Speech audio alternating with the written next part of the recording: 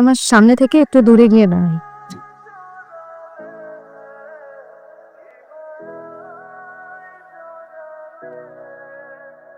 Hello, কোনো কথা না বলে চুপচাপ সামনের দিকে তাকিয়ে হাঁটানো। ভাবতে এমন করবেন যে আমরা দুজন প্রেমিক প্রেমিকা। কল্পনা করছিলাম আজ কি সুন্দর একটা দিন।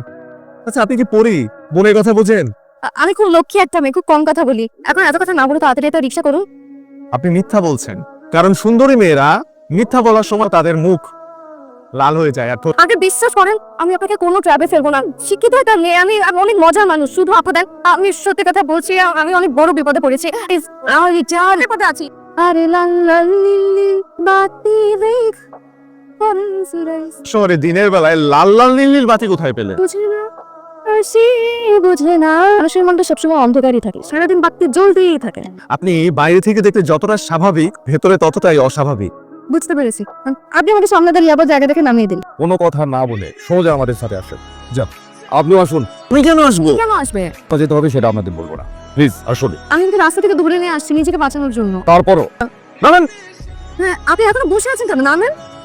যেতে তো হবে, অবশ্যই যেতে হবে। ঠিক আছে ভাই, তাহলে ভাড়াটা দিয়ে দেন। আরে কি বলেন, টাকা নেই আপনার কাছে? না, ঠিক আছে আমি আছে ওনার কাছে। স্যার, আমি আপনাকে আর কতবার বলবো, আমি ওনাকে চিনি না, প্লিজ ওনাকে ছেড়ে দেন। কিন্তু তার আগে সত্যটা বলতেই হবে। না, ওনারা যদি এখানে আপনাকে আটকায় তাহলে আপনি অনেক বড় প্রবলেমে পড়বেন। সমস্যা। ওয়ালাইকুম আসসালাম। কিছু জানতে পেরেছেন ছেলেটাকে? বাবা, তুমি আমার কথাটা শোনো। সত্যি সত্যি জানি না উনি কে। তুমি তো অন্তত জানো আমি তোমাকে কখনো মিথ্যা কথা বলবো না। তাহলে ব্যাপারটা ওনাদের করে ছেড়ে দেন। ওনার যদি কিছু হয় তাহলে আমি তো এখান থেকে যাবোই না। ওকে হলে আমি দিনের পর দিন এখানে পার করবো। ওই নিরীহ লোকটার আমি কোনো ক্ষতি হতে দেবো না। ওনাকে যদি এখান থেকে না ছাড়া হয় আমি যাবো না। ওর কাছ থেকে একটা মুষ্টি বের রেখে ওকে কাঞ্জে ছেড়ে দিন।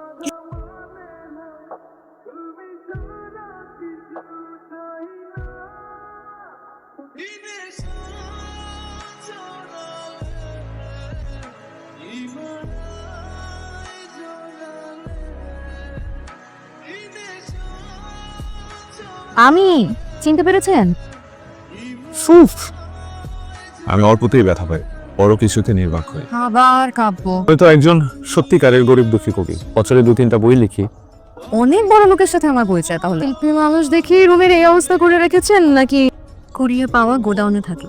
না, মিথ্যা টাকাটা ইনকাম করতে হয়নি। এরা কারা? ওরা আমার ছোট ভাই, চিন্তা করবেন না, আমার সাথেই থাকে। এখন যান, যে ফ্রেশ হয়ে আসেন। রাস্তা নিয়ে এসেছে, একসাথে খাবো। না, মনে প্রশ্ন জেগেছে কিভাবে আপনার বাসার ঠিকানা পেলাম। প্রশ্নের উত্তর আমি নিজেই খুঁজে নিয়েছি। আপনি থানা থেকে আমার ঠিকানা নিয়ে সরাসরি আমার বাসায় চলে এসেছেন। ফিরে তাকে হাসিটা দেবেন কিনা এটা দেখার জন্যই ডাক দিয়েছে। তুমি অন্ধ বলে দেখো হাসি, আমি দেখি বলি সব অন্ধকার।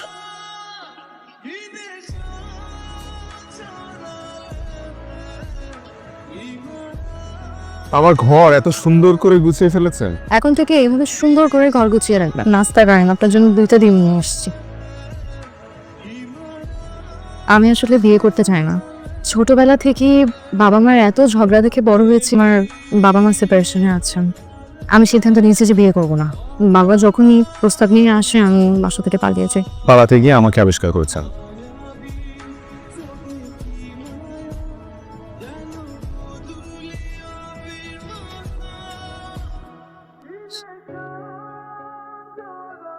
মহল্লার সব বিল্ডিং ইলেকট্রিসিটি আছে, শুধু আমাদেরটাই নেই।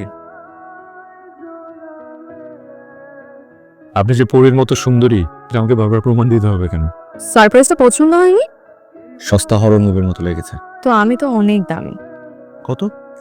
1,15,00,000। রাজু সুমন, পেট দিয়ে মারা তোদের পিঠে। আমাকেও মারেন ভালোবাসার জন্য। খেয়ে দে কাজ নেই। আপনাকে যন্ত্রণা দেয়া।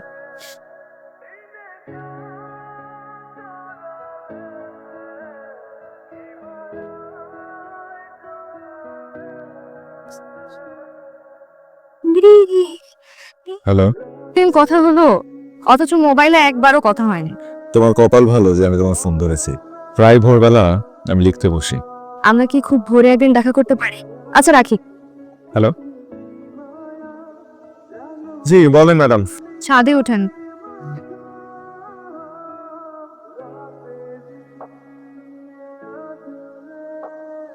গত কিছুদিন যাবত পরীক্ষা নিরীক্ষার জন্য আমার রেগুলার হাসপাতালে যেতে হচ্ছিল। কিডনি ট্রান্সপ্ল্যান্টের অনেক প্রসেস আছে, ব্লাড কানেকশন দেখে, ডোনার ম্যাচ হয় কিনা সেটা দেখে, আর অনেক কিছু। আচ্ছা, যাকে কিডনি দিচ্ছি তার হাতে সময়ও কম, তাই 3-4 দিনের মধ্যেই আমার ট্রান্সপ্লান্ট করতে হবে। আর বাকি কথা তো আপনি ডক্টরের মুখেই শুনেছেন। টাকার এত প্রয়োজন যে কিডনি বিক্রি করতে হবে? রাজারও টাকার প্রয়োজন, প্রজারও প্রয়োজন। কাকে কিডনি দিচ্ছেন? বলতে চাই না, কষ্ট শেয়ার করি না। বুক চাপায় মরে। বুকটা তো আগে থেকেই হইতো, দেখতে চাই এরকম কান্না মাখা মুখ দেখতে চাই না। চিরজীবন পাশে রেখে দেখতে চান না? বন্ধু হয়ে পাশে থাকলে তো সব সময় দেখবই। চলেন একটু হাঁটি। কিডনি দিয়ে কেউ মারা যায় না।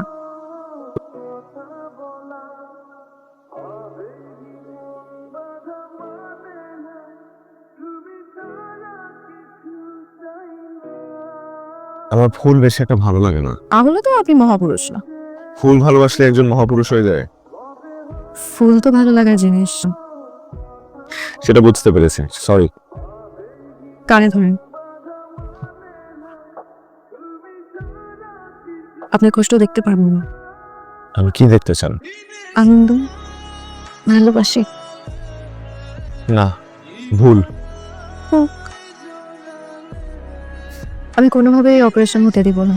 এই কয়েকদিনে আপনাকে একটু একটু করে ভালোবেসেছি বলে যে এই সিদ্ধান্ত নিয়েছি সেটা কিন্তু না, অনেক আগে থেকেই ভেবে রেখেছিলাম। আমি অন্য একজনকে ভালোবাসি নুসরাত। দ্বিতীয় ভালোবাসার মানুষ হিসেবেও আমি থাকতে প্রস্তুত। তুমি ভালোবাসা কোনো ভাগ হয় না, তা আমার পক্ষে সম্ভব না। শুধু শুধু আপনার কষ্ট বাড়বে। তবে হ্যাঁ, একটা জিনিস সত্য, এই কথানি একটু হলেও আপনার প্রতি আমার একটা ভালো লাগার জন্ম নিয়েছে। ভালোবাসার মানুষটাকে জানতে পারি? তবে আপনার কাছে আমি একটা জিনিস চাই, আমার অপারেশন থেকে শুরু করে আমার সুস্থ না হওয়া পর্যন্ত আপনাকে আমি আমার পাশে চাই না।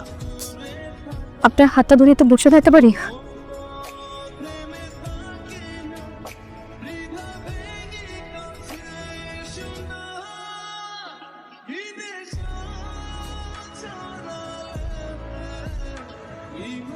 আমি কি ঠিক সময় এসেছি? একজন কিডনি ডোনারের বেশি সময় লাগে না সুস্থ হতে। বসুন প্লিজ। Thank you. আপনি আমাকে আপনার পাশে থাকতে মানা করেছিলেন, তাই না?